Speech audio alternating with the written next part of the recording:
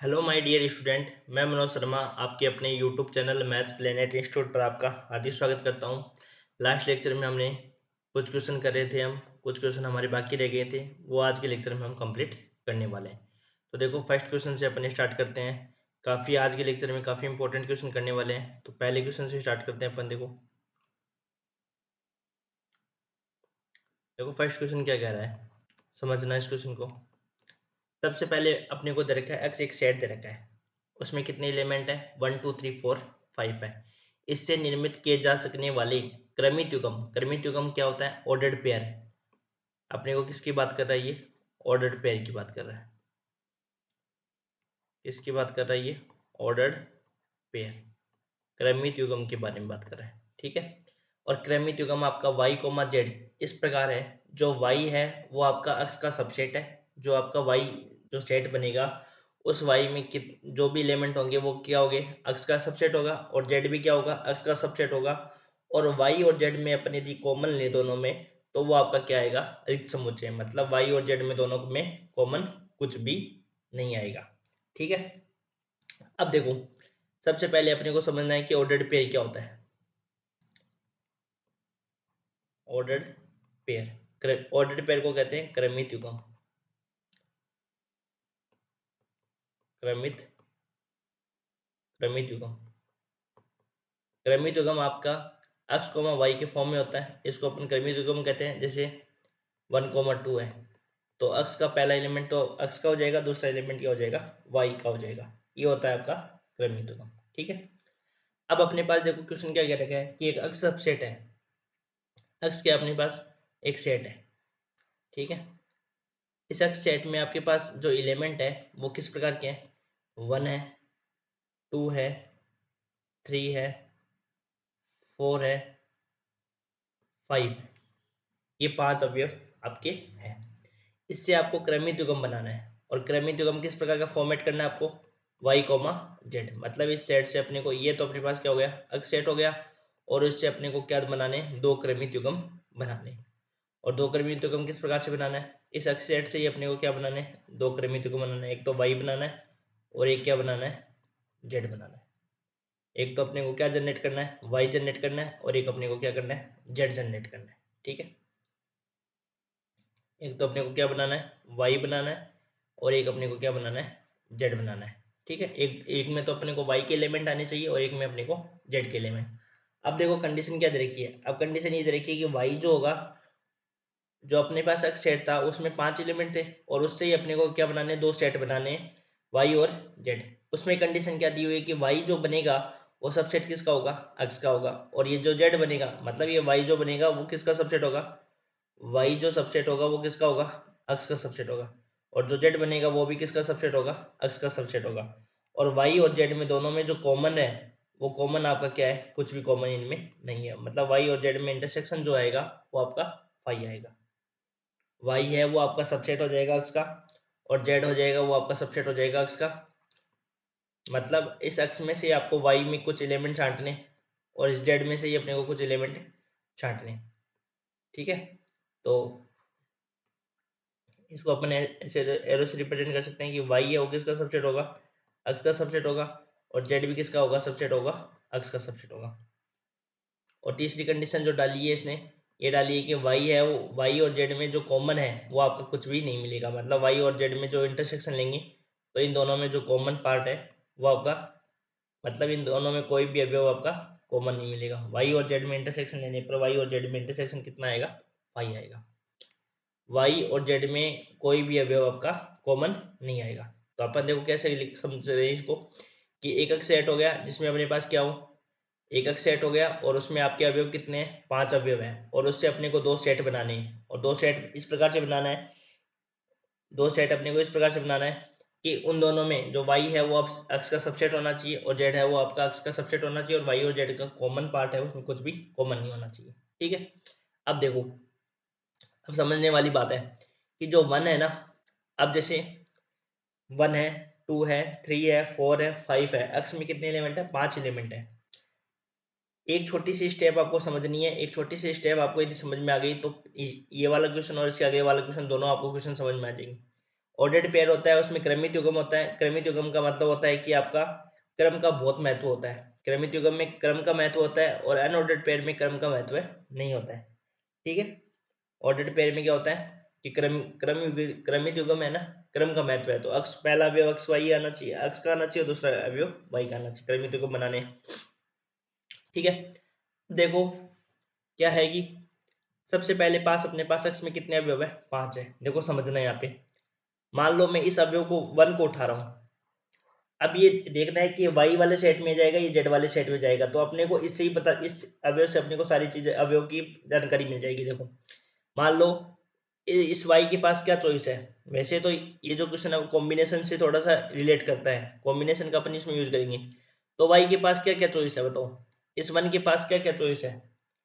या तो वन क्या जाएगा, या तो ये वाई के पास जाएगा, वन जो है वो किसके पास जाएगा, वाई के पास जाएगा। ठीक है, या तो किसके पास जाएगा, वाई के पास, या किसके पास जाएगा, या जेड के पास जाएगा। भाई जैसे मान लो वाई के पास, इसके वाई के पास वो अवयव चल गया, जैसे मान लो वाई के पास मैंने ये अवयव ले लिया, तो अब बताओ मैं इस अवयव को यहाँ पे लिखूंगा क्या, नहीं लिखूंगा। क्यों, क्योंकि वाई और जेड का इंटरसेक्शन लेने पर क्या आना चाहिए, फाई आना चाहिए। तो या तो वो वाई के पास आ जाएगा, या वो जेड के पास, या मान लो वाई के पास नहीं लो मैं, तो इसको जेड के पास ले सकता हूँ, तब इनमें वन आएगा नहीं वाई में। तो अपन ये देख रहे हैं कि वन की क्या क्या चॉइस हो सकती है। तो या तो वो वाई के पास जा सकता है, या वो जेड के पास जा सकता है। एक कंडीशन ये हो सकती है कि वो वाई और जेड दोनों के पास जा सकता है, पर वाई और जेड दोनों के पास क्यों नहीं जा सकता, क्योंकि आपको देख रखा है कि वाई और जेड में इंटरसेक्शन लेने पर क्या है, वाई के बराबर है। यदि मान लो इसमें भी वाई आ जाए और इसमें भी जेड आ जाए, वाई में भी आ जाए, ये जेड में भी आ जाए, तो दोनों में यदि ये अवयव आ जाएगा तो इंटरसेक्शन लेने पर तो ये वन के बराबर आ जाएगा, वाई के बराबर नहीं आएगा। तो ये वाला केस तो पॉसिबल होगा नहीं।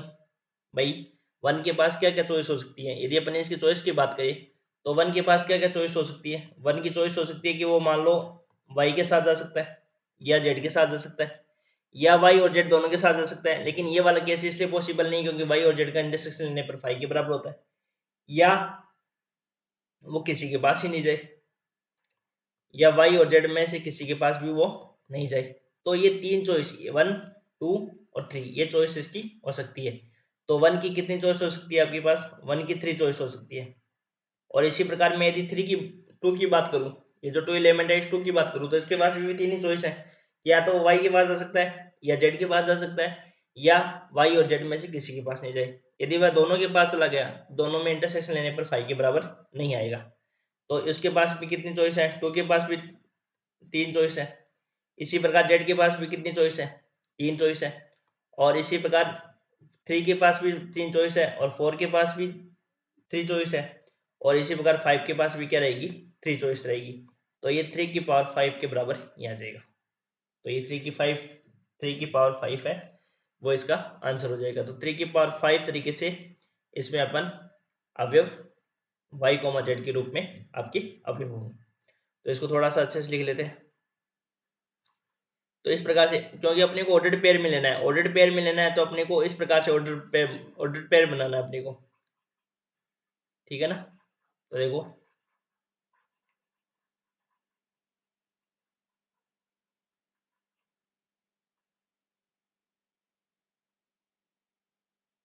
तो यहाँ पे लिख लेंगे अपन ऐसे।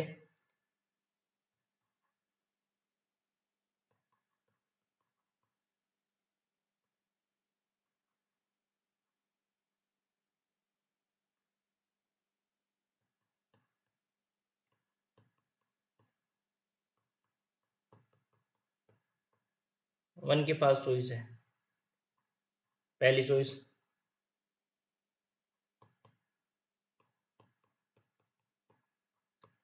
या तो y की हेल्प करे, दूसरी वाली चॉइस, या z की हेल्प करे,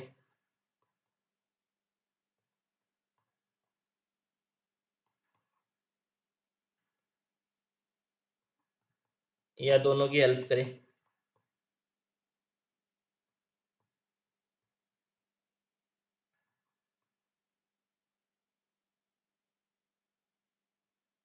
या दोनों की हेल्प है। ना करें।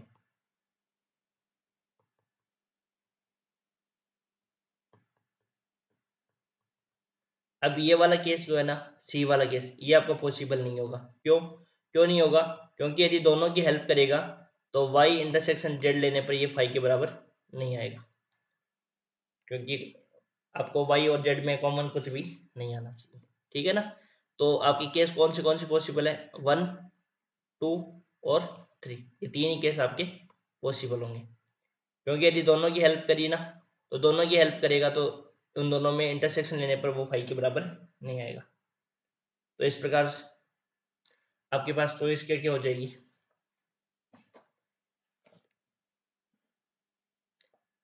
इसी प्रकार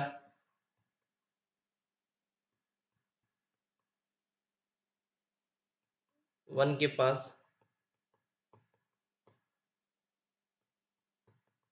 चॉइस आपकी हो जाएगी 3।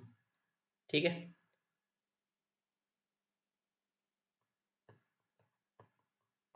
2 के पास चॉइस कितनी हो जाएगी? 3 हो जाएगी।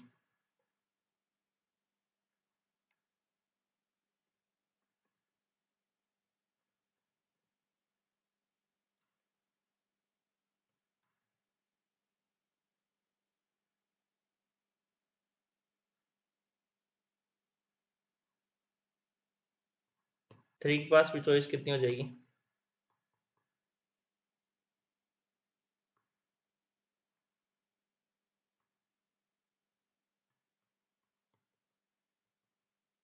चॉइस। और 4 के पास चॉइस देखें।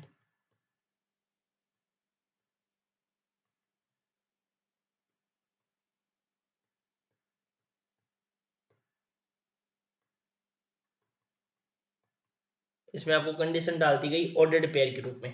अब ऑर्डर्ड पेयर के रूप में डाल रखे हैं ना, तो ऑर्डर्ड पेयर में आपको इस प्रकार से ये अवयव लेने कि अब देखो इसमें जैसे ऑर्डर्ड पेयर में क्या होता है कि पहला अवयव तो क्या होता है, पहला अवयव तो y का होगा और दूसरा अवयव किसका होगा? z का होगा।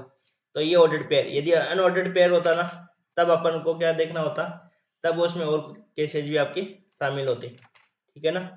तो ये आपको ऑर्डर्ड पेयर की कंडीशन में डाल रखा है, और ऑर्डर्ड पेयर में कंडीशन में डाल रखा है, तब आपका इसकी टोटल चॉइस जो हो जाएगी वो कितनी हो जाएगी? 3 × 3 × 3 × ये 3⁵ के बराबर ये हो जाएगा।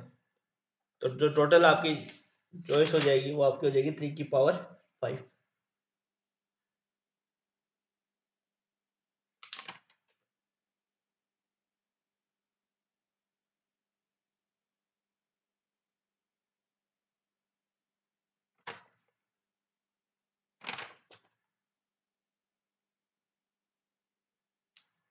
तो ये हो जाएगा आपके आंसर टोटल।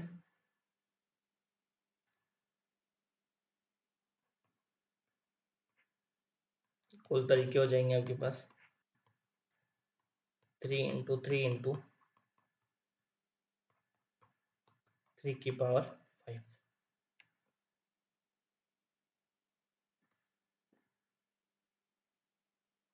तो ये आपका आंसर हो जाएगा, ये ऑप्शन आपका करेक्ट हो जाएगा, 3⁵। ठीक है?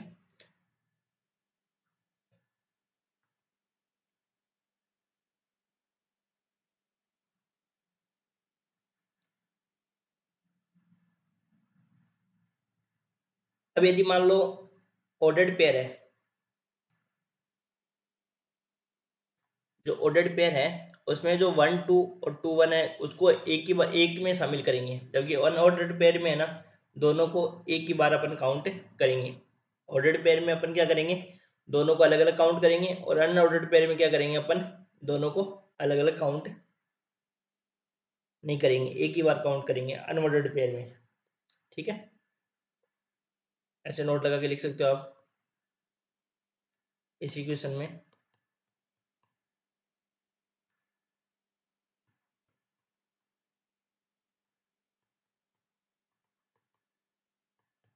वन टू और 2 1 दोनों अलग अलग काउंट होंगे, क्योंकि आपको पता है कि ऑर्डर्ड पेयर क्या होता है? ऑर्डर्ड पेयर में पहला अवयव x का होता है, दूसरा अवयव y का होता है। तो ऑर्डर्ड पेयर में तो वो दोनों है वो अलग अलग ही होंगी काउंट।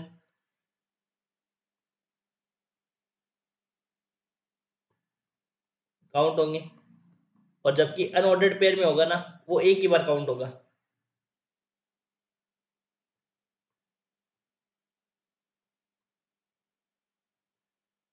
जबकि अनऑर्डर्ड पेयर में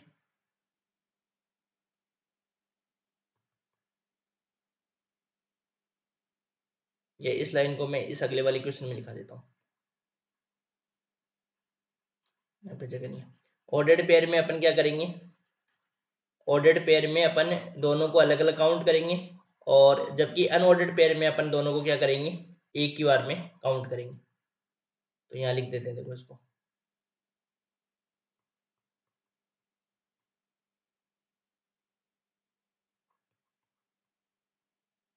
ऑर्डर्ड पेयर में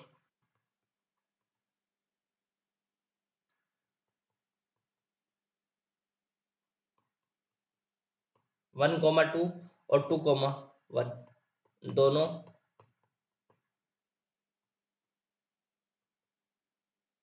अलग अलग काउंट होंगे,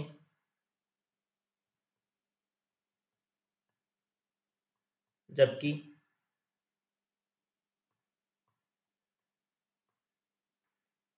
अनऑर्डर्ड पेयर में आपको सिर्फ ये कंडीशन के कारण ही इसमें क्या बने हैं आपके पास, इतने केसेस बने हैं, ठीक है। अनऑर्डर्ड पेयर में दोनों को एक ही बार काउंट करेंगे,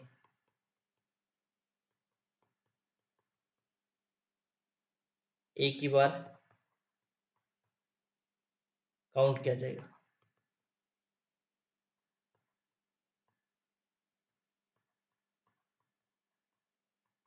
ये दो क्वेश्चन है, बहुत इंपॉर्टेंट है। देखो इतनी चीजें तो आपको समझाने के लिए बताई गई है, अदरवाइज इस क्वेश्चन में कुछ भी नहीं है।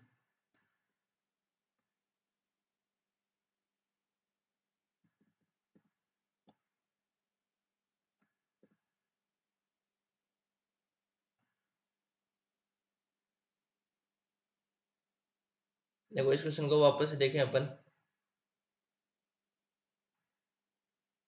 इस क्वेश्चन में वापस से समझे तो अपने पास देखो अक्ष में आपके पास 5 अवयव थे, इससे निर्मित किए जाने वाले जो ऑर्डर्ड पेयर है, ऑर्डर्ड पेयर बोला है, तो ऑर्डर्ड पेयर में क्या होता है 1,2 और 2,1 है, दोनों को अलग अलग काउंट करेंगे, और यदि अनऑर्डर्ड पेयर बोलता है तो आप दोनों को एक ही केस मानेंगे। इसमें ये बोला है कि वाई है वो सबसेट अक्ष का होना चाहिए और जेड सबसेट और अक्ष का होना चाहिए, और वाई और जेड में जो कॉमन आना चाहिए वो फाई का बराबर आना चाहिए।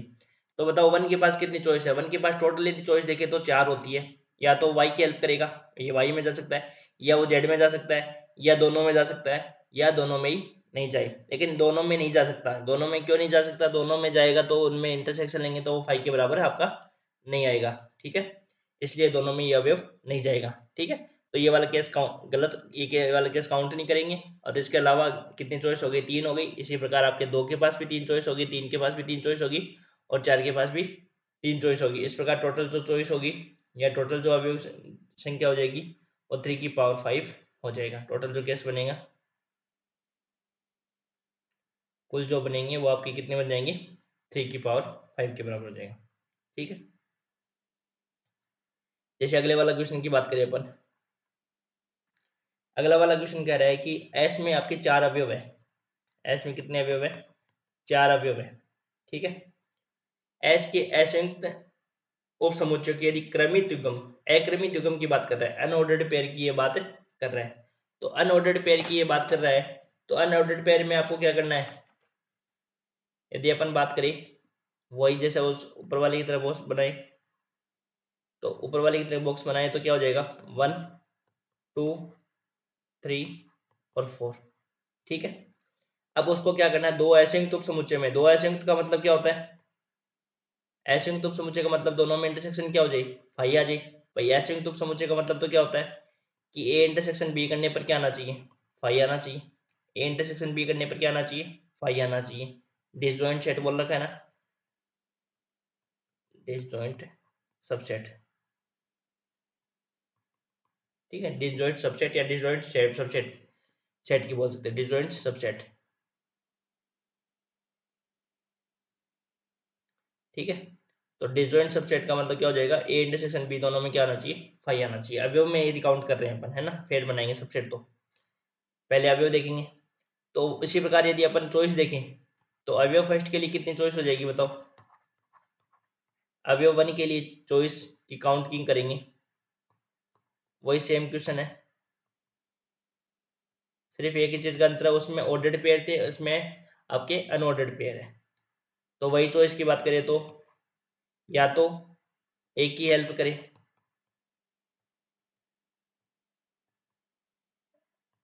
या तो है ए की हेल्प करें या बी की हेल्प करें।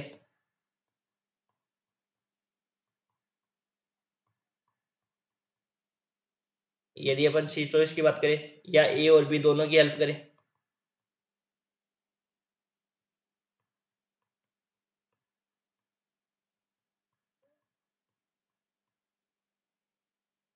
पर ये केस आपका पॉसिबल नहीं है, दोनों की हेल्प नहीं कर सकता।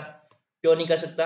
दोनों की हेल्प यदि करता है ये, तो ए इंटरसेक्शन बी है वो आपका फाइव के बराबर नहीं आएगा, क्योंकि इसने बोल रखा है कि ए और बी का इंटरसेक्शन लेंगे तो वो फाइव के बराबर आपका आना चाहिए।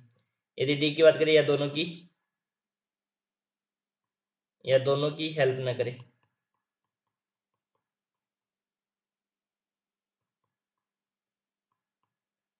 अब ये जो चीजें हैं वो आपकी किसके लिए है? अब ये चीजें जो है वो क्रमित युग्म के लिए, अपन ने बात की थी कि क्रमित युग्म के लिए थी ये। तो अनऑर्डर्ड पेयर में क्या होता है? ऑर्डर्ड पेयर में क्या करना है आपको?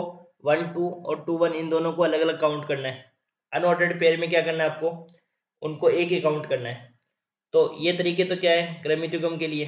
इस प्रकार चार अवयवों के चयन के तरीके कितने हो जाएंगे? इस प्रकार यदि चार अवयवों के चयन के तरीके देखें,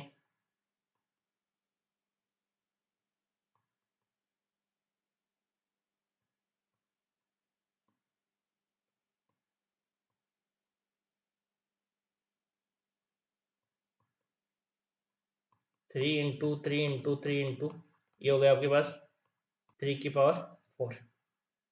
ठीक है, ये जो तरीके है वो क्रमित युग्म के लिए है।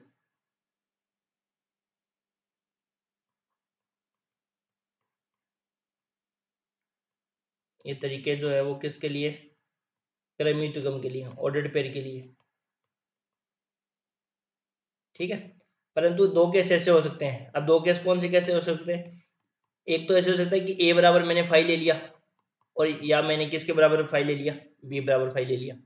या तो मैंने ए के बराबर 5 ले लिया या बी के बराबर 5 मान लिया, या मैंने बी के बराबर 5 मान लिया या ए के बराबर 5 मान लिया।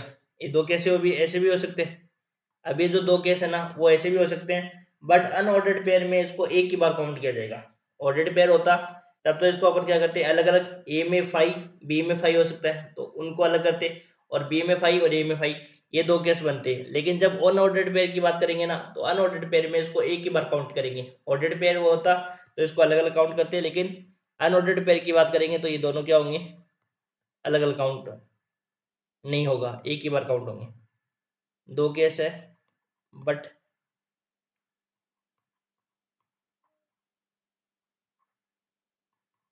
अनऑर्डर्ड पेयर में एक ही बार काउंट किया जाएगा।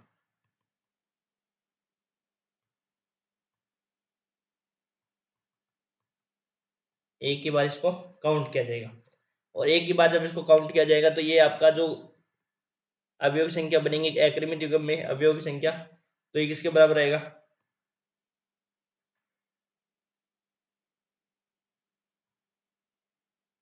ये आपका बन जाएगा 3 की पावर 4 +1/2, 81 +1/2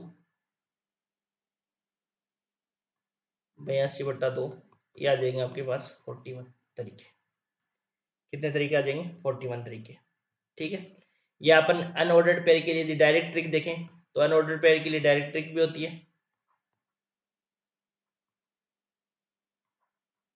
अनऑर्डर्ड पेयर में यदि अपने को अवयव देखने हैं तो ये हो जाएगा अपने पास 3 की पावर n+1/2।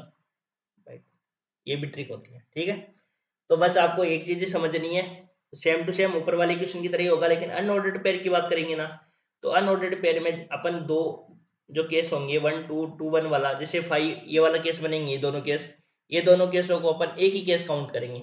अनऑर्डर्ड पेयर में इन दोनों केस को अपन क्या करेंगे, एक ही बार काउंट करेंगे, ए बराबर 5 और बी बराबर 5, या बी बराबर 5 या ए बराबर 5। इस प्रकार ये दोनों सेट हो सकता है। या तो वो ए की भी हेल्प न करे, बी की भी हेल्प न करे, या वो बी की भी हेल्प न करे, ए की भी हेल्प न करे। तो इन दोनों केसों को अपन क्या करेंगे, अनऑर्डर्ड पेयर में हमेशा याद रखना है कि उनको एक ही बार काउंट करेंगे और ऑर्डर्ड पेयर में आपको दोनों को अलग अलग काउंट करेंगे।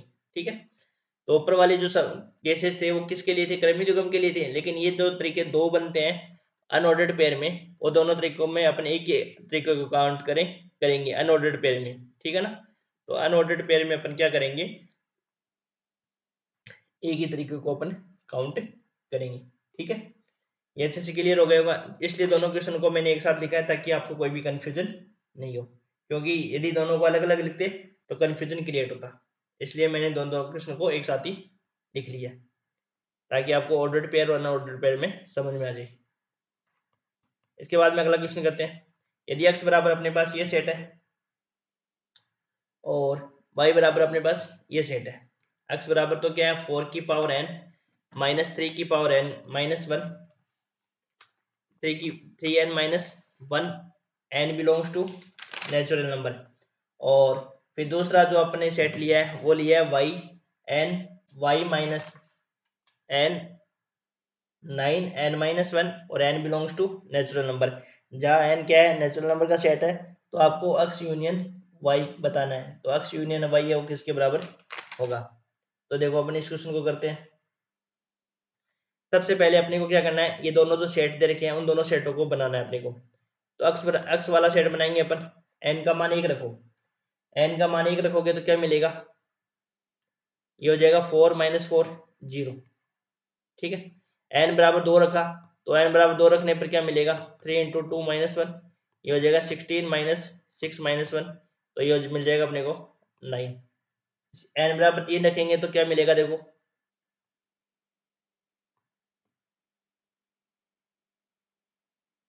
64 माइनस 12 माइनस 1, 64 माइनस 13 कितने हो जाएंगे अपने पास 9।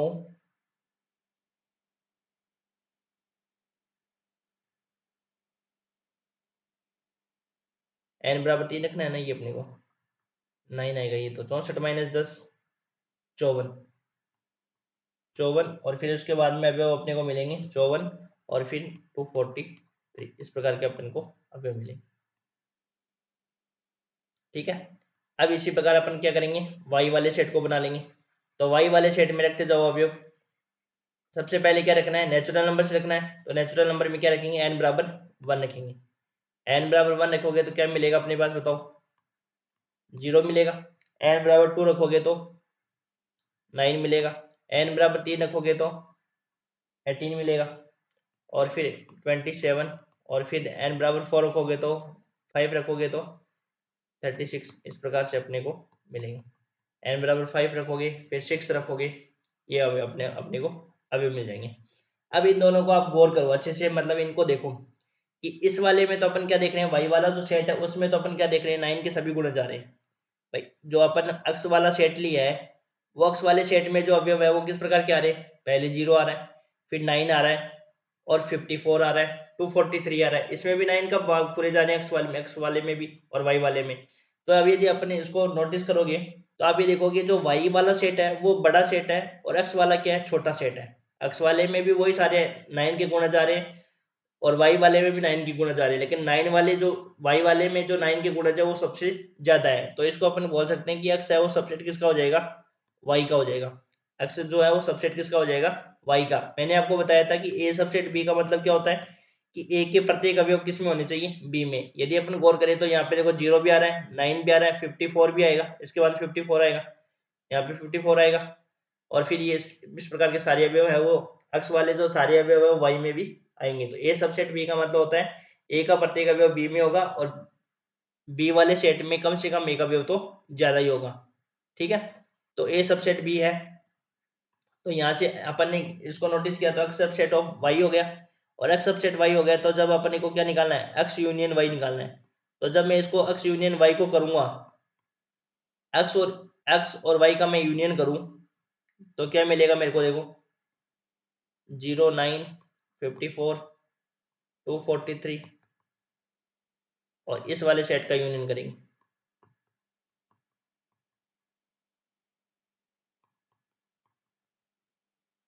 तो इन दोनों का जब यूनियन करेंगे तो अपने को क्या मिलेगा, बड़ा सेट मिलेगा।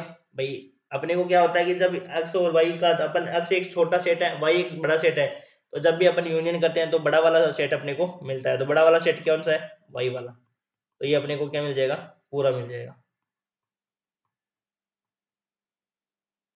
x यूनियन y करने पर अपने को क्या मिला, y के बराबर वो आ गया, क्योंकि अपने को पता है कि यूनियन करते हैं तो अपने को क्या मिलता है, बड़ा वाला सेट मिलता है। और जब अपन इंटरसेक्शन करते हैं तब अपने को छोटा वाला सेट मिलता है।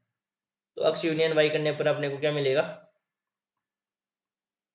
y मिलेगा। तो ये किसके बराबर आ जाएगा, y के बराबर। ठीक है।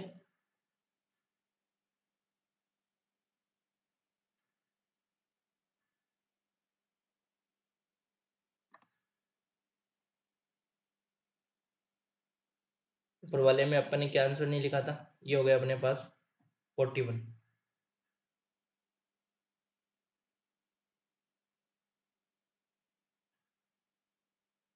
ठीक है।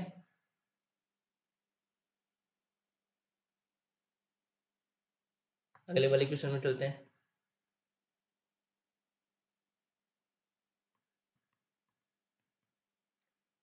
अपने को ए सेट दे रखा है 0 5 और एक अपने को सेट दे रखा है जिसमें 5 एलिमेंट है। ठीक है। अपने को कुछ क्वेश्चन पूछे लेकिन अपन को देख रहे हैं तो क्वेश्चन में क्या रखा है, पावर सेट आ रखा है सब में। तो पहले इसका अपन क्या बनाते हैं, पावर सेट बनाते हैं। तो ये बनेगा 0 5। तो पहले अपन क्या बनाते हैं, पावर सेट बनाते हैं। तो पावर सेट आपको पता है क्या होता है कि जितने भी इसके सबसेट बनेंगे वो सारे सबसेट है, उनको अपन एक सेट में अपन कलेक्शन करेंगे और उसका ही सेट क्या होता है, अपने को पावर सेट मिलता है। तो 2 की पावर 3 कितने सबसेट मिलेंगे इसके, अपने को 8 सबसेट मिलेंगे। तो 8 सबसेट बनाओ इसके। सबसे पहले क्या बनाओगे, सबसे पहले आप बनाओगे 5 रिक्त समुच्चय। सबसे पहला जो सेट बनेगा वो क्या बनेगा, 5 बनेगा, रिक्त समुच्चय मिलेगा। क्योंकि आपको पता है कि 5 जो है वो एवरी सेट का क्या होता है, सबसेट होता है। ठीक है। फिर अपन को 1 बाई 1 सारे अवयव लेने। तो फिर पहले तो क्या लेंगे, 0 लेंगे। ठीक है। फिर अपन किसको लेंगे, 5 को लेंगे, दूसरे वाले अवयव को। फिर इस 5 वाले को लेंगे। तो इसको कैसे लिखेंगे, सबसेट बनाने। तो 5 ये आपका हो जाएगा। फिर इसके बाद में क्या करेंगे, दो दो अवयव को लेंगे,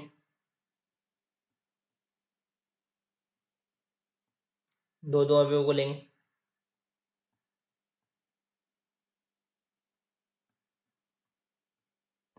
ठीक है। तो आपको पता है 8 बनेंगे।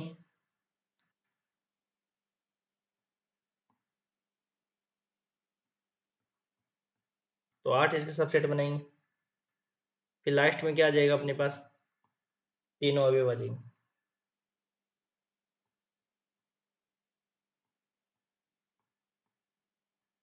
तो यदि अपन इनको काउंट करें तो 1 2 3 4 5 6 7 और 8।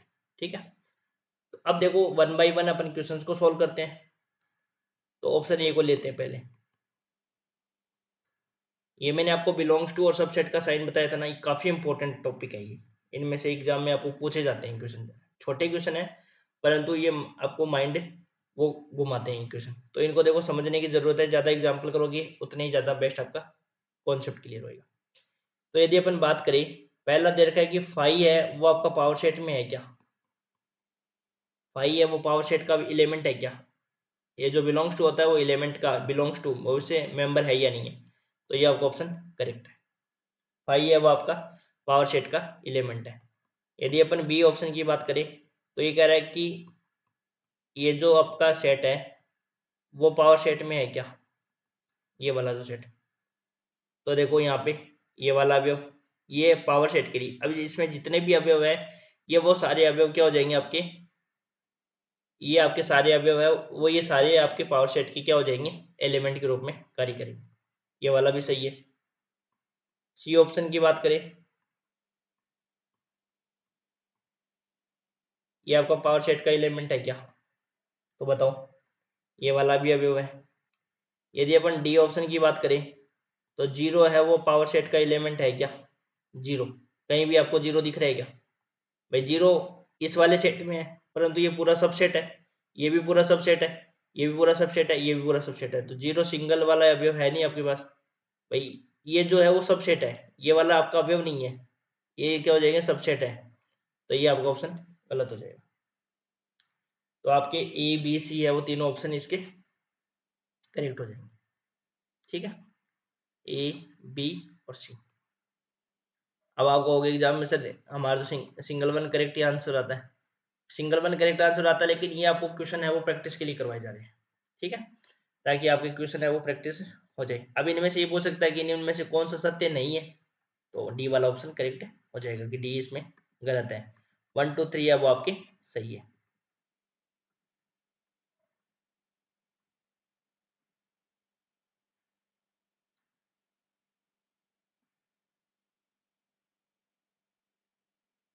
देखो आगे वाला क्वेश्चन में चलते हैं।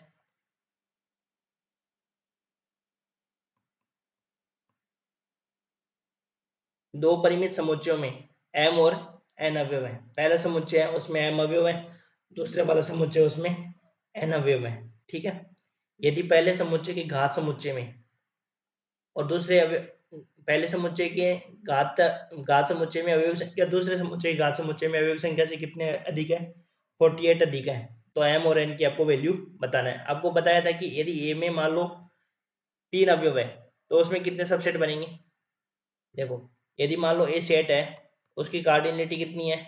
यदि मान लो n है, तो अब किसके कितने सबसेट बनेंगे? 2 की पावर n बनेंगे। या छोटा एग्जांपल है, तो यदि मान लो ए सेट है उसकी कार्डिनलिटी 3 है, तो सबसेट कितने बनेंगे इसके? 2 की पावर 3 बनेंगे। इतने सबसेट बनेंगे। और पावर सेट की यदि बात करें तो पावर सेट में एलिमेंट कितने होंगे? पावर सेट में ये 8 एलिमेंट ही होंगे। भाई पावर सेट में कितने एलिमेंट होंगे? ये जो सबसेट है इनका जब अपन एक सेट बनाएंगे उस सेट में कितने एलिमेंट होंगे? 8 ही तो होंगे, क्योंकि पावर सेट में नंबर ऑफ एलिमेंट कितने हो जाएंगे आपके? 8 हो जाएंगे। ठीक है, यदि वापस फिर पावर सेट निकाले इसका और फिर अपन काउंट करेंगे तो वो हो जाएगा आपका 2 की पावर 8 हो जाएगा। तो इसको देखकर इसमें कंफ्यूज मत होना कि इसके जो घात समुच्चय में कौन से अवयव आएंगे, पावर सेट में कौन से एलिमेंट आते हैं? पावर सेट वही आते हैं जो इसके सबसेट होते हैं। और आपको पता है कि सबसेट की नंबर कितने सबसेट का फॉर्मूला क्या होता है कि ए समुच्चय में सबसेट की संख्या कितनी होती है? 2 की पावर n होती है। तो पावर सेट में भी वही एलिमेंट आएंगे। तो अपन देखेंगे कि एक समुच्चय उसकी कार्डिनलिटी तो कितनी है? m है। तो इसके घात समुच्चय में अवयव संख्या कितनी हो जाएगी?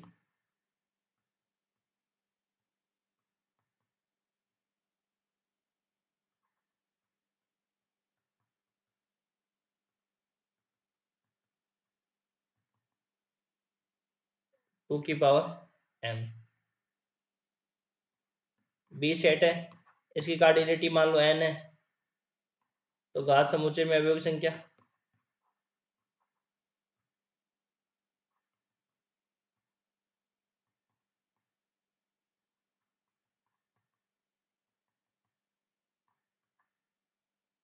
तो आपको पता है कि जो पहले घात समुच्चय में अवयव संख्या दूसरे समुच्चय की घात समुच्चय में अवयव संख्या से 48 अधिक है, तो इन दोनों का डिफरेंस है वो किसके बराबर है? 48 के बराबर है। अब ऑप्शन चेक कर लो। ऑप्शन ए क्या करा है कि m की वैल्यू 7 और n की वैल्यू 6 पुट कर दो। 2 की पावर 7 माइनस 2 की पावर 6, 2 की पावर 7 कितना होता है? 64, और ये कितना होता है?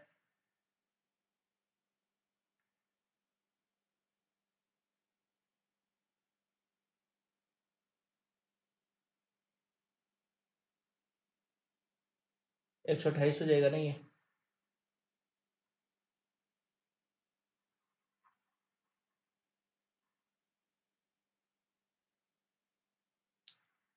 एक सौ अट्ठाईस में से आपको घटाना है 64,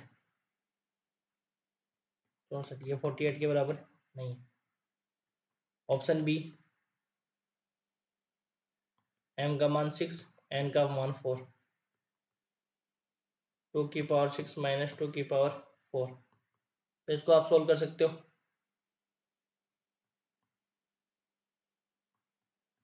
ये कितना हो जाएगा? 48 हो जाएगा ना 48। तो 2 की पावर 6 कितना होता है? 2 की पावर 6 आपका होता है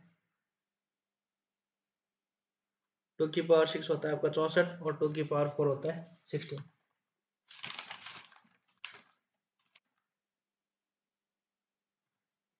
तो ये आपका ऑप्शन बी करेक्ट हो जाएगा। ऐसे अपन ऑप्शन से चेक कर लेंगे, ठीक है।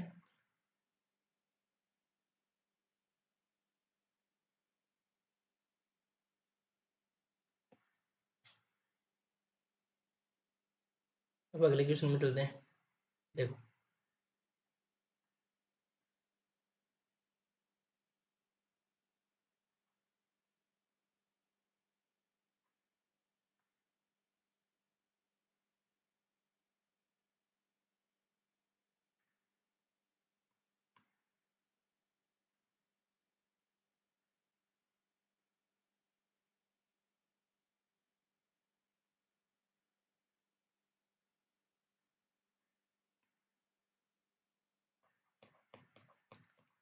अब ये बोल रहा है कि निम्न में से सत्य कौन सा आपका। तो देखो ऑप्शन चेक करते हैं। 5 है, वो 5 से बिलोंग करेगा क्या? 5 है, वो 5 से बिलोंग करेगा क्या? तो ये तो गलत हो जाएगा। 5 है, वो 5 से बिलोंग कैसे करेगा? तो वो तो मेंबर का वो सेट होता है और वो सेट से बिलोंग करता है वो तो, ठीक है। तो यदि बी ऑप्शन की बात करें तो 5 है, वो इससे बिलोंग करेगा क्या? 5 से। अब देखो इस सेट में अवयव में आ गया तब ये बिलोंग करेगा। अब जैसे मान लो एक सेट है आपके पास 1 2 3, यदि आपको बोल दिया जाए 2A से बिलोंग करेगा क्या, तब ये करेक्ट माना जाएगा ना। या ऐसे बोल दिया जाए कि भाई 2A से करेक्ट हो, 2A से बिलोंग करेगा, 3A से बिलोंग करेगा। तो इसी प्रकार 5 है, वो इस सेट का क्या एलिमेंट है, तो 5 है वो इसमें से आपको बिलोंग करेगा। ये आपका करेक्ट हो जाएगा। ये गलत हो जाएगा, बी करेक्ट हो जाएगा। और यदि अपन सी की बात करें, सी की बात करें तो 5 अब की बार क्या है, 5 सबसेट है। 5 क्या अब की बार सबसेट है, और 5 है वो किससे बिलोंग करेगा, 5 से नहीं। ये भी गलत आपका। डी ऑप्शन की बात करें तो 0 है, वो 5 से बिलोंग करेगा क्या? ये भी नहीं करेगा। तो इसमें से सत्य कौन कौन से हुए? सत्य हुआ आपका only B option. B option आपका क्या हो जाएगा, करेक्ट हो जाएगा। एक बार वापस से इसको देख लो, इतने में फिर आपके चलते हैं अगले वाले क्वेश्चन में।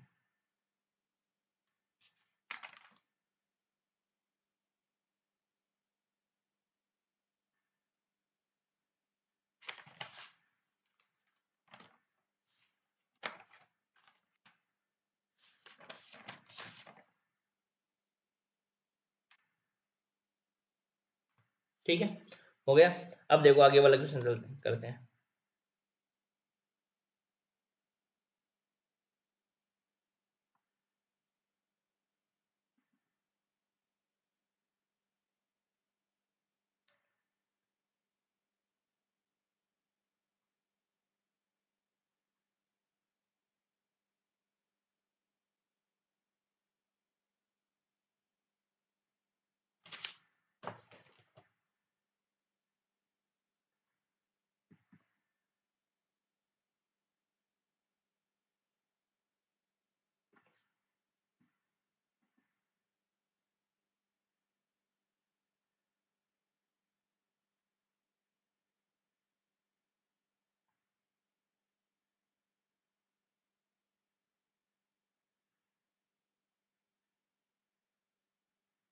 इससे पहले अपन एक बार इस क्वेश्चन को कर लेते हैं, ये इजी क्वेश्चन है, फिर अपन ऊपर वाले को करेंगे।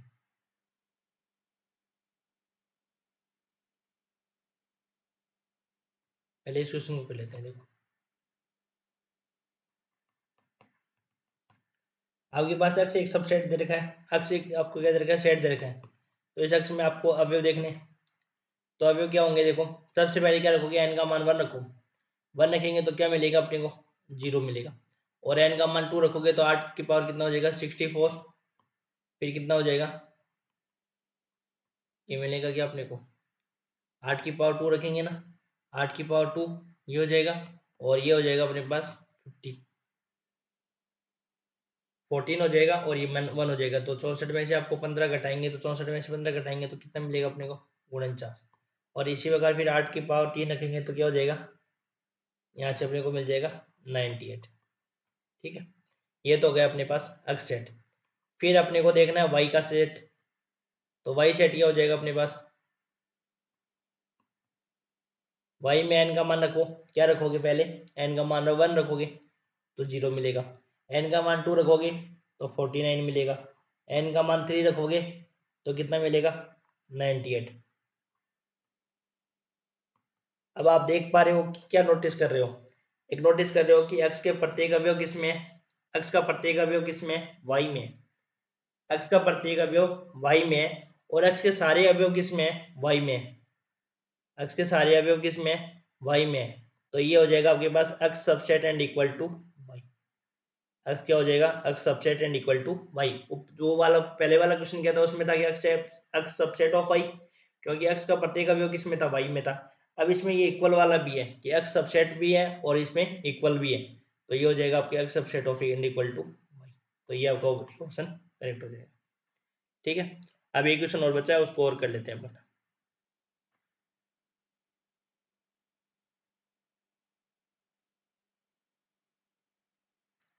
देखो,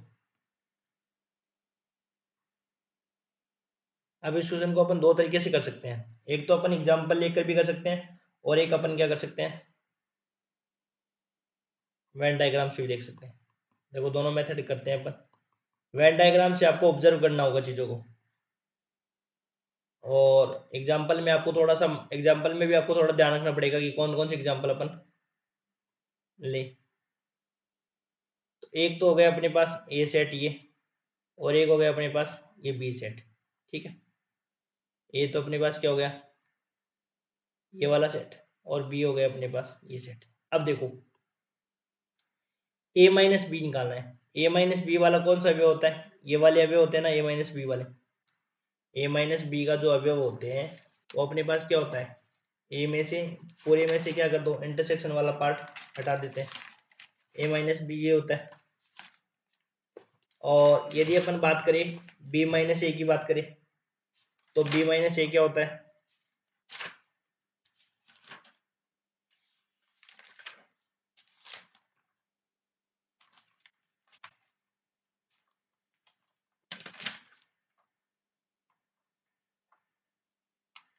एक मिनट रुकना।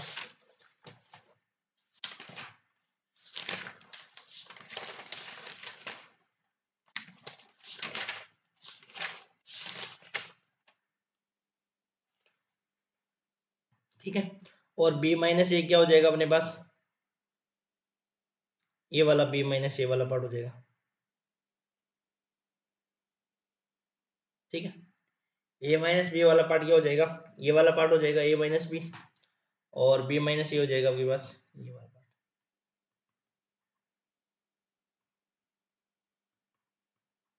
ठीक है, अब आपको बोल रहा है कि A minus B union B minus A minus B union B minus A, इन दोनों का यूनियन करें और वो किसके बराबर आ जाए, ए यूनियन बी। तो ये किस केस में आ सकता है, ए माइनस बी करने पर अपने को क्या आ जाए, ए में से बी वाले अवयव को घटा दो, ये तो होता है। ए माइनस बी का मतलब क्या होता है, मैंने आपको बताया था, है ना। और बी माइनस ए कैसे निकालते हैं, बी माइनस ए का जो वेन डायग्राम होता है वो अपने पास क्या होता है, ए माइनस बी का वेन डायग्राम क्या होता है, और बी माइनस ए का वेन डायग्राम क्या होता है, ये चीजें हमने बात कर ली है। ठीक है, ये बात कर ली, ए माइनस बी का जो वेन डायग्राम है वो क्या होता है, ये वाला पार्ट होता है, और बी माइनस ए का ये वेन डायग्राम बनाया था ना हमने। अब देखो ये बोल रहा है कि A minus B union B minus A है, वो ए यूनियन बी के बराबर होगा, और उनमें से आपको कथन बताना है कि कौन सा कथन सत्य होगा, तभी आपकी कंडीशन होल्ड होगी। तो देखो, पहली कंडीशन दे रखी है कि ए सबसेट हो बी, यदि ए है वो बी का मान लो सबसेट हो जाए, ये ए है वो आपका किसका हो जाए, सबसेट हो जाए बी का, मतलब ए का प्रत्येक अवयव किस में आ जाए, बी में आ जाए, तब ए का प्रत्येक अवयव है वो बी में आ जाना चाहिए, तब होगा। या ए है वो बी दोनों बराबर हो जाए, तब ए यूनियन बी के बराबर आ जाएगा, ए का प्रत्येक अवयव बी के बराबर हो जाएगा। तो देखो इसको अपन एग्जांपल से सेट करते हैं एक बार। ए माइनस बी है वो बी माइनस ए का यूनियन ले, तो ए यूनियन बी किसके बराबर होगा, ए सबसेट बी करने पर, ए है वो सबसेट, मतलब ए का प्रत्येक अवयव बी में आना चाहिए तभी तो होगा। ए का प्रत्येक अवयव बी में होगा तब होगा, या ए इक्वल टू बी होने पर तब होगा, या बी सबसेट है वो ए का होगा तब, या ए सबसेट होगा x माइनस बी का तब। तो इसमें आपका कौन सा ऑप्शन सही होगा? उसमें आपका ऑप्शन सही होगा डी। इसको देखो एग्जांपल से सेट करते हैं। मान लो ए सेट अपने पास क्या हो गया, 1 2 3, ठीक है, 1 2 तक ही ले लेते हैं, 2 या भी ले लेते हैं।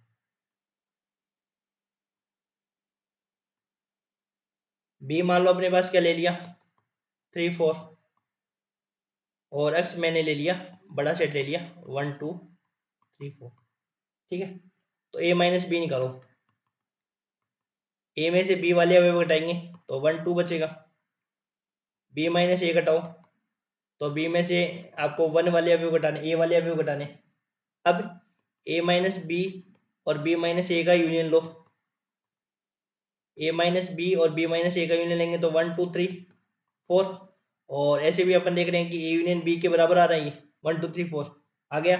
अब यहाँ से देख लो, अपने को ऐसी कंडीशन होल्ड करवानी पड़ेगी, ये वाली जो कंडीशन दी हुई है ना, ये कंडीशन आपको होल्ड करवानी पड़ेगी, तब जाके फिर आपको स्टेटमेंट वो करेक्ट मिल जाएगा।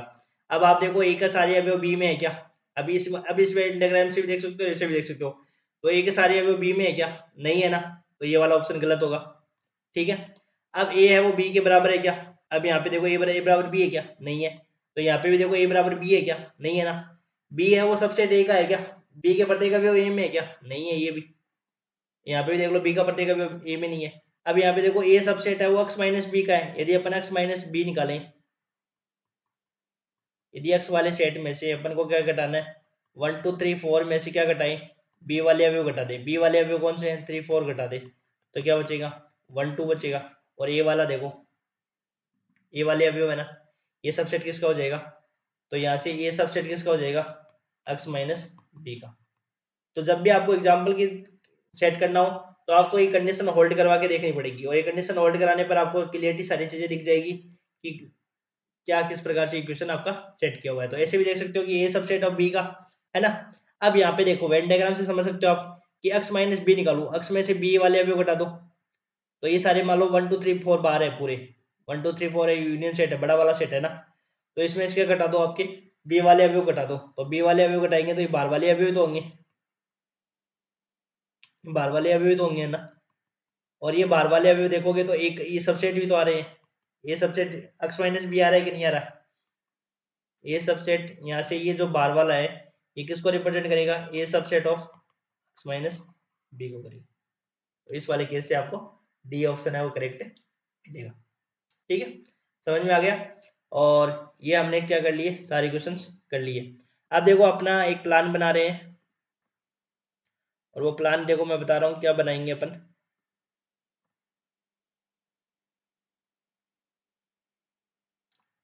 अपना प्लान ये है,